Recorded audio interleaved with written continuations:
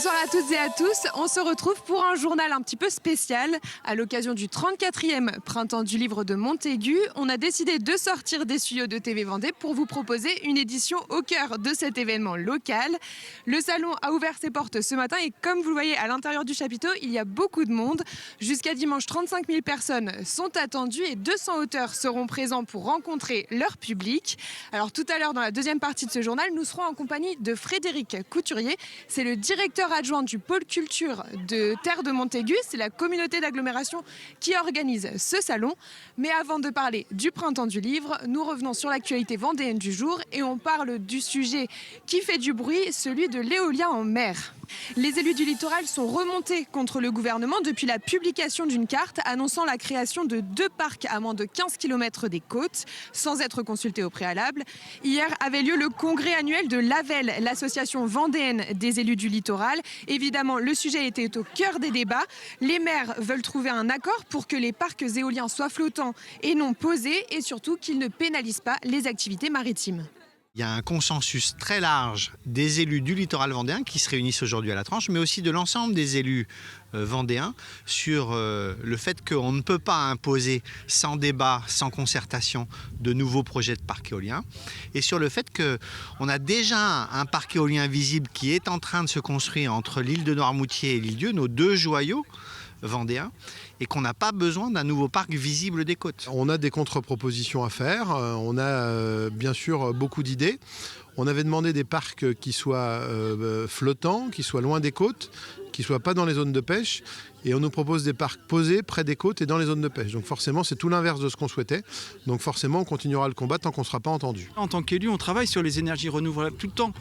Pas que sur l'éolien, sur le photovoltaïque, sur toutes les énergies qui peuvent aujourd'hui nous permettre de produire de l'énergie. Donc là-dessus, il n'y a pas débat. C'est simplement pourquoi faire ce choix de venir aussi près des côtes. C'est une volonté politique. Quand techniquement on sait qu'on peut, c'est simplement une volonté politique. Quand on veut trouver les moyens, on les trouve pour justement respecter à la fois l'environnement, les touristes, l'économie locale et les pêcheurs. Justement, les pêcheurs sont très inquiets. Ils seront les premiers à subir l'implantation d'éoliennes dans des zones sur lesquelles ils pratiquent leur activité quotidiennement. On rappelle que 800 marins-pêcheurs exercent encore en Vendée. On écoute José Jounot, le président du comité régional des pêcheurs. L'inquiétude qui est la nôtre, c'est aujourd'hui l'importance du projet. C'est 45 gigas à l'aube de 2050.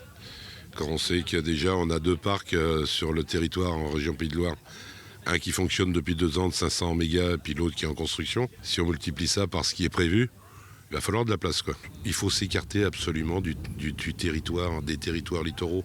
Il y a des endroits où il y a très peu de pêche, où il y a très peu de transport, où il y a très peu d'activité. Et maintenant, si on doit faire l'économie de quelques kilomètres de câbles, tout ça pour faire plaisir à quelques fonctionnaires un peu malades et qui n'y connaissent strictement rien, franchement, ça sert à rien de dire. Il faut planifier pour les 40 ans à venir, quoi. La représentante du ministre de l'Énergie, Hermine Durand, était présente hier. Elle n'a pas souhaité s'exprimer à notre micro, mais elle a, semble-t-il, rassuré les membres de l'AVEL. Elle a exprimé qu'aucune décision n'était prise sur le positionnement des futurs parcs, que la France espérait devenir le leader mondial de l'éolien flottant et que le parc vendéen ne serait évidemment pas à 15 km des côtes. Un espoir pour les élus qui ont tout de même annoncé qu'ils continueraient leur mobilisation. On change de sujet et on part à la rencontre d'un passionné de plantes, mais pas n'importe lesquelles. Émilien Rondard cultive une espèce qui n'a pas besoin de terre pour pousser. Ce sont des plantes de la famille des Broméliacées, les Tillandsia. Émilien Rondard sera présent ce samedi avec sa cabane à Tillandsia au parc du château des Oudéry pour la 22e édition de la fête des plantes de La Roche-sur-Yon. Grégoire de Châtillon l'a rencontré. Alors on les découvre par hasard et puis on en tombe amoureux, c'est un petit peu le terme. Avec ce côté fascinant, pas de terre, pas de racines, la plante qui se nourrit d'elle-même, c'est des plantes très résilientes, c'est des plantes solides, c'est des plantes de l'extrême un petit peu. Et puis elles ont un côté graphique, une élégance, je trouve, on s'en occupe un peu, mais c'est super facile, et elles nous le rendent x100, c'est des plantes fantastiques. Un mot de sport à présent. Ce vendredi soir, La Roche-Vendée Basket démarre les play-downs de la LFB, la Ligue féminine de basket.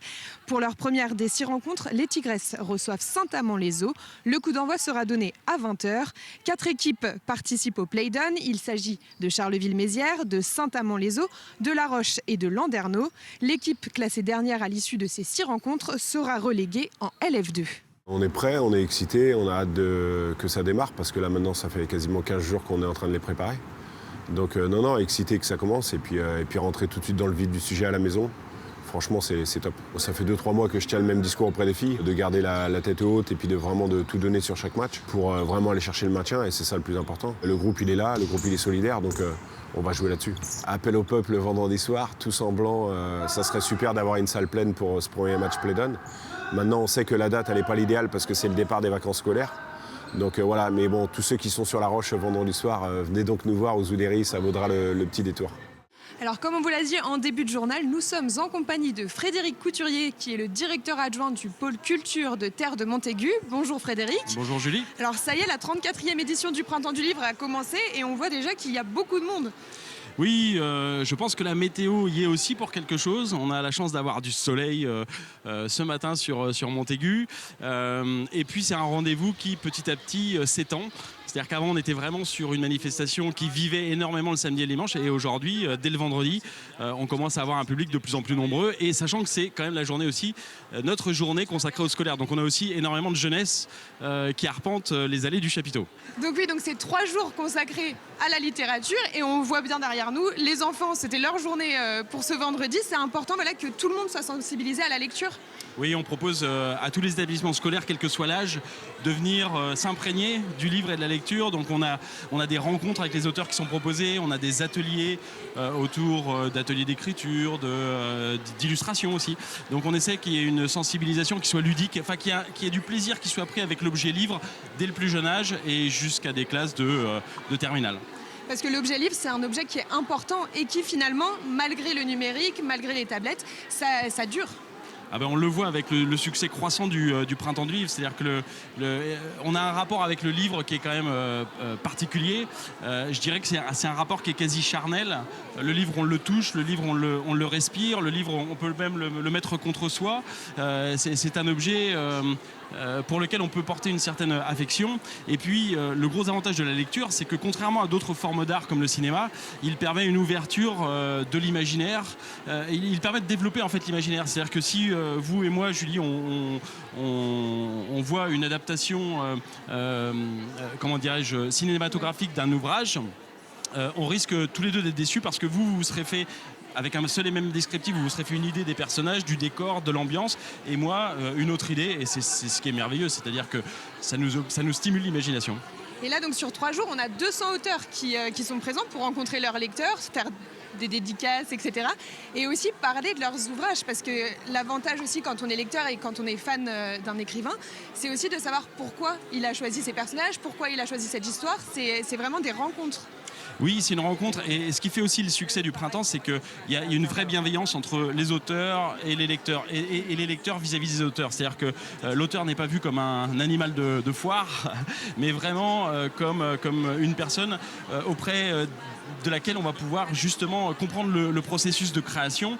Je veux dire, qu'est-ce qui va inspirer un auteur et effectivement, tout au long du salon et tout au long du week-end, vous allez avoir des rencontres littéraires, des escales littéraires, des 1 heure avec, de telle manière à approfondir cette connaissance que l'on peut avoir des auteurs. Donc, une grande partie du salon, oui, est rythmée aussi par les rencontres avec les auteurs, entre les publics et les auteurs. On a des grands noms de la littérature, notamment la présidente Agnès Martin-Lugan. Est-ce que vous pouvez nous expliquer pourquoi ce choix ?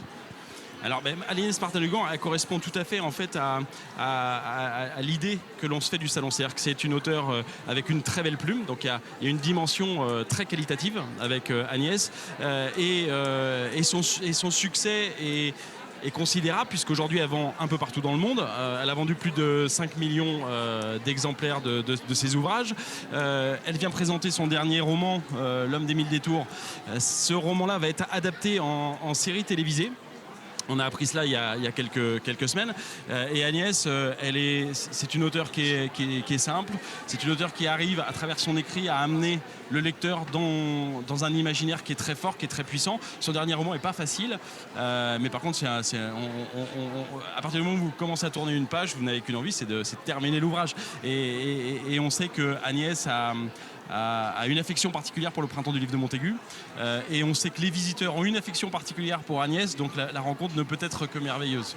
Et donc vous le disiez, c'est une autrice qui a une renommée nationale, voire internationale. Donc c'est vrai que le Printemps du livre aussi a explosé ces dernières années. Est-ce que le fait de faire venir des auteurs très connus, est-ce que c'est au détriment des auteurs vendéens ? Alors pas du tout. Nous on essaie si vous voulez, c'est toute la philosophie du Printemps du livre. C'est-à-dire que non seulement on a des auteurs à dimension populaire, mais toujours très qualitatifs.